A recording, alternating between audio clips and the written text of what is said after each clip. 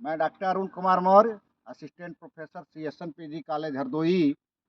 अभी हम लोग दुधवा नेशनल पार्क के जंगल में हैं और ये साल का घना जंगल है और साल के साथ ही साथ तमाम वृक्षों की विविधताएं हैं और अ, घास की विविधताएं हैं। तो आप देख सकते हैं, अखिलेश जी दिखा रहे हैं आपको कि ये पेड़ कितने ऊंचे ऊंचे हैं, 60-60 फीट, 50-50 फीट ऊंचे हैं।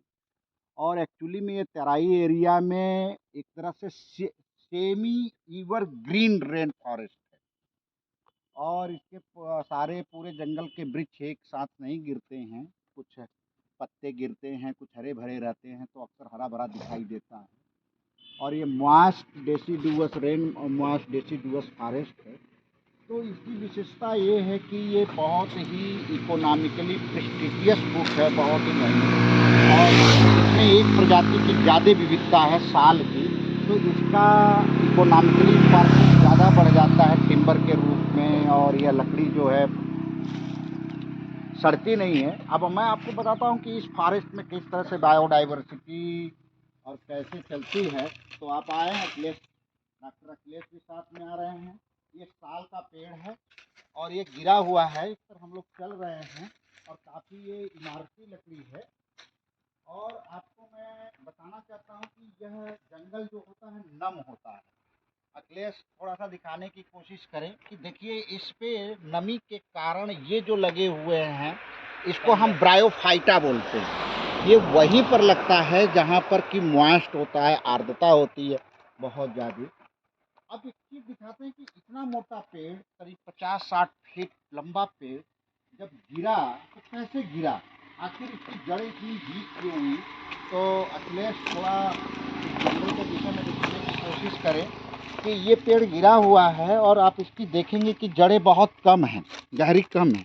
इसका कारण है कि जो जड़ों का मुख्य काम है वो मिट्टी से जल का एब्जॉर्प्शन, अवशोषण करना और खनिज लवण का।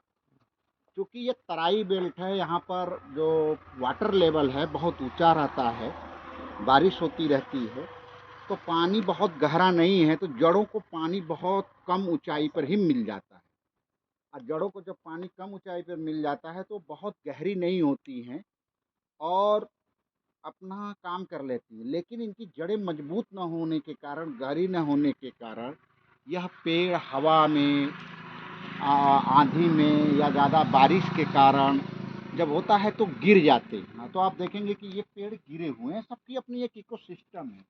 और सामने ये देखें कि ये जो पेड़ गिरा हुआ है, इसमें दीमक, जिसको हम कहते हैं टर्माइट, टर्माइट लग जाता है। तो टर्माइट का जंगल से क्या संबंध है, इसको समझने के लिए इसका इकोलॉजी समझने की ज़रूरत है कि यह पेड़ जो है एक तरह से जब गिर गया है तो लकड़ी के साथ ही साथ ह्यूमस भी है, ह्यूमस भी है। तो जब तक ये टर्माइट इसमें लगेगा, दीमक, तो धीरे धीरे ये इसके पदार्थ को मिट्टी में बदलेगा या कह सकते हैं ह्यूमस में बदलेगा। और जब बारिश होगी तो यह जो बायोलॉजिकल, इसको इरोजन कहते हैं, और बायोलॉजिकल इरोजन के कारण धीरे धीरे खत्म हो रहा है और इसका सारा का सारा पोषक तत्व पूरे जंगल में फैल जाएगा। अब पूरे जंगल में फैलने के कारण धीरे धीरे धीरे धीरे मिट्टी की जो उत्पादकता है, प्रोडक्टिविटी है, वो काफ़ी तेज़ी से बढ़ती जाती है। और जब तेज़ी से बढ़ती जाती है तो वो नए जंगल, नए पेड़ और ज़्यादा उगते जाते हैं। तो आप देख सकते हैं, अखिलेश दिखाने की कोशिश करें, 1 2 3 इस लाइन में जो साल के जंगल गिरे हुए हैं या साल जो सूख गए हैं, उसको धीरे धीरे दीमक खा रहे हैं और दीमक खाने के साथ ही उसको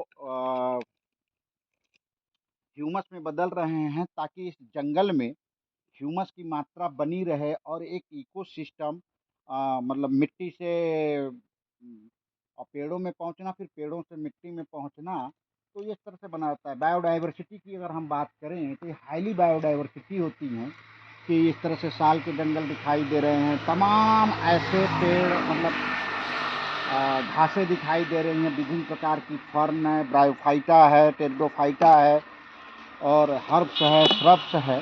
तो जब इसकी पत्तियां सड़ती हैं और सड़ने के कारण धीरे धीरे इस मिट्टी में मिल जाती हैं। तो यहाँ की मिट्टी जो है काफ़ी उपजाऊ होती है और काफ़ी ह्यूमस होती है और जंगलों को हरा भरा रखने में इसका महत्वपूर्ण बहुत योगदान है।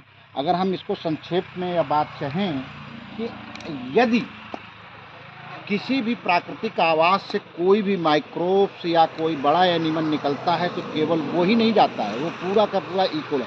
अगर टर्माइट ख़त्म हो जाएगा तो निश्चित रूप से यह पेड़ नहीं सड़ेगा। जब यह पेड़ नहीं सड़ेगा तो निश्चित रूप से वो ह्यूमस नहीं बनेगा, ह्यूमस नहीं बनेगा तो नया पेड़ नहीं उगेगा, नया पेड़ नहीं होगा तो जंगल नहीं होगा, जंगल नहीं होगा तो पशु पक्षी नहीं होंगे, पशु पक्षी नहीं होंगे तो जो कार्निवोर्स पेड़ है सॉरी एनिमल्स हैं वो नहीं होंगे, कार्निवोर्स नहीं होंगे और हर्बीवोर्स नहीं होंगे तो बड़े जानवर जैसे शेर नहीं होगा, शेर नहीं होगा तो अखिलेश जी डरेंगे नहीं, अखिलेश जी डरेंगे नहीं तो पूरा जंगल काट ले जाएंगे। तो और जंगल कटा तो सब लोग ख़त्म। तो हर एक चीज़ दूसरे चीज़ को बांधती है और अखिलेश दिखाने की कोशिश करें कि एक प्रजाति की इस तरह से साल के घने जंगल पाए जाने के कारण यह बहुत ही महत्वपूर्ण इकोनॉमी के रूप से होता है और इसीलिए जो मॉइस्ट डेसिडुअस फॉरेस्ट है भारत में सबसे इकोनॉमिकली बेनिफिट में है और इसका लकड़ी जो है फर्नीचर के रूप में, यातायात के साधनों के रूप में सब में यूज होती है। तो अंग्रेज़ों ने या जब हमारा रेलवे का विकास हो रहा था तो इस लकड़ी का सबसे ज़्यादा प्रयोग स्लीपर बनाने में हुआ, क्योंकि साल की लकड़ी बहुत ही कठोर मजबूत होती है और उस जल्दी सड़ती नहीं है। तो रेलवे के स्लीपर बनाने के कारण चीज़ें चलती हैं। आप इसके देख सकते हैं कि मोटी मोटी छालें हैं, करें हैं, तमाम ऐसी चीज़ें हैं। ठीक है, बाकी देखते हैं अगर कुछ नया हम लोगों को दिखाई देता है तो आप तक नया भेजेंगे। Thank you, bye bye.